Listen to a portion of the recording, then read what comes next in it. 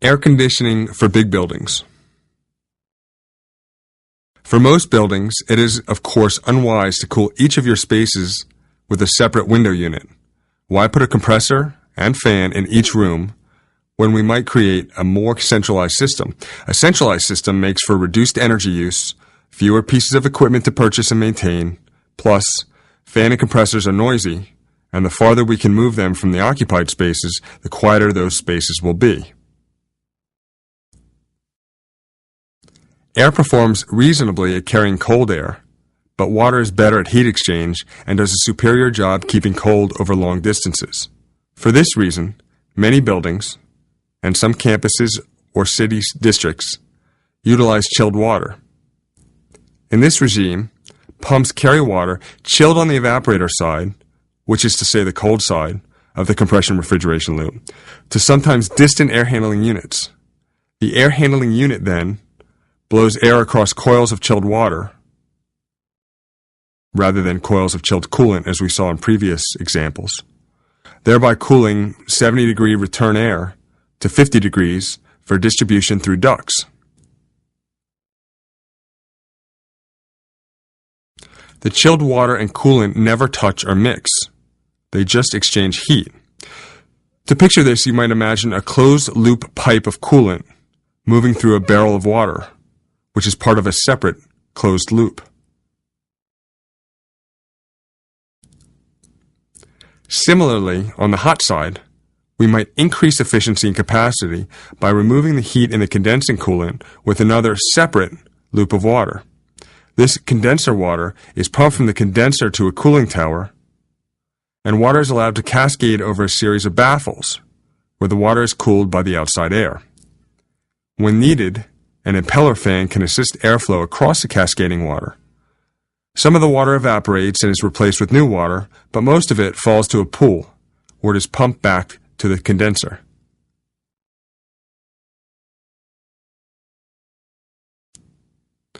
This distribution network using water is complicated, but not exceptionally complex.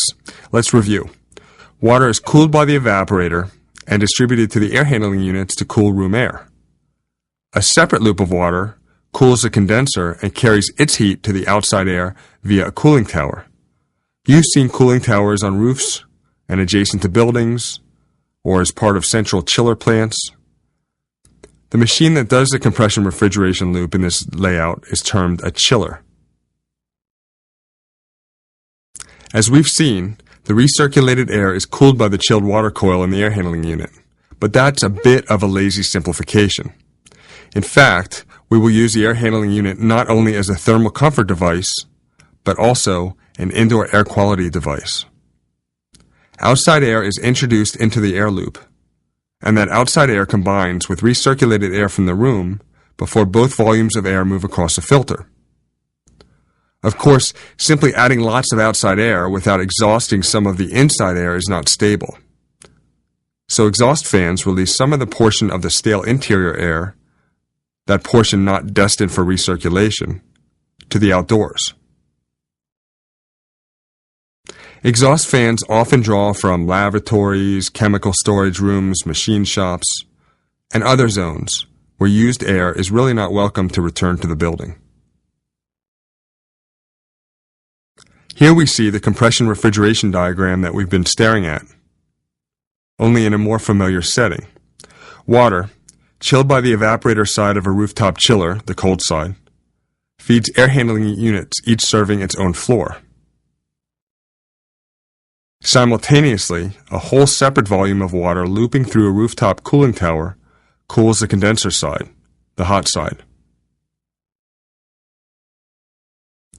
Now from the building section, we return back to the diagram. This is a good time to introduce mechanical heating, which is far more intuitive. For combustion, we require the usual suspects.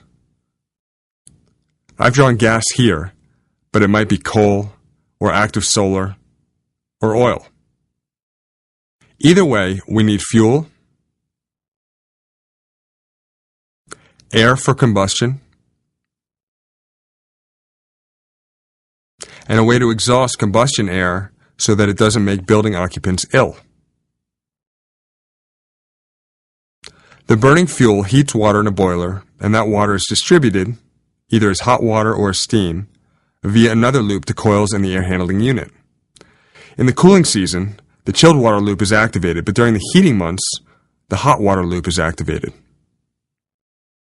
The boiler may also serve radiators, which are common on the perimeter of buildings where the mean radiant temperature may otherwise be quite low relative to the indoor air temperature.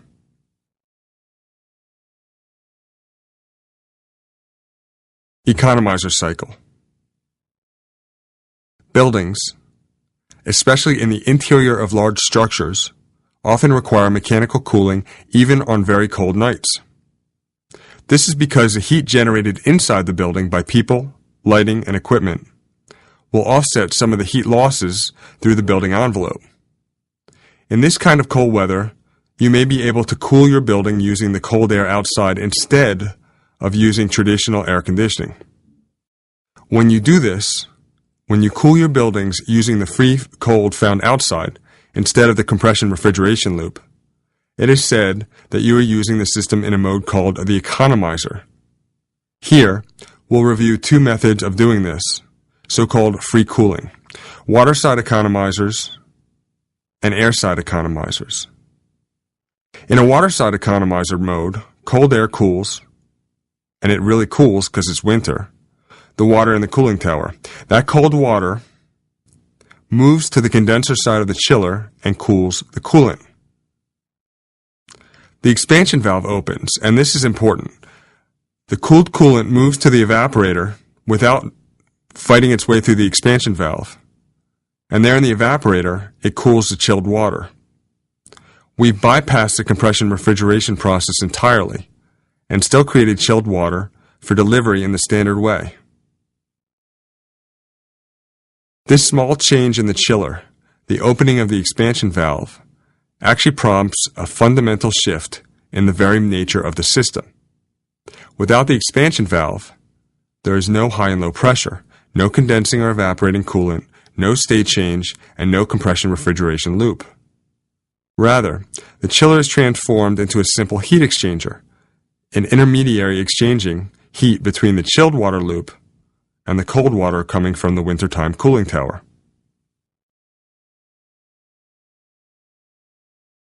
Now, what you just saw is called a water side economizer because it relies on cold air to chill water.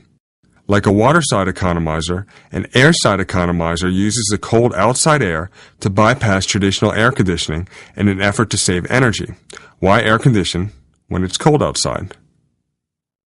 In this case, in the air side economizer, it may be more energy efficient to directly introduce cold outdoor air to the inside so your equipment doesn't have to mechanically cool the warmer recirculated air. As a side benefit, this offers superior indoor air quality. All that fresh air replaces what would otherwise be mostly recirculated air. When in the economizer mode, often called free cooling, is deployed, technicians must be mindful that it isn't too cold. Coils in the air handling unit may freeze and bust, or ice may form in the cooling tower, busting that equipment. Often an economizer cycle is not included in a mechanical package when it really should be. It is free cooling, and even when the economizer mode is available, it is often underutilized by building equipment technicians. That's why it's vital to have the architect, the mechanical engineer, the owner, and the building technician at the table together at the beginning of the design process to get everyone nodding their heads in agreement toward a common goal.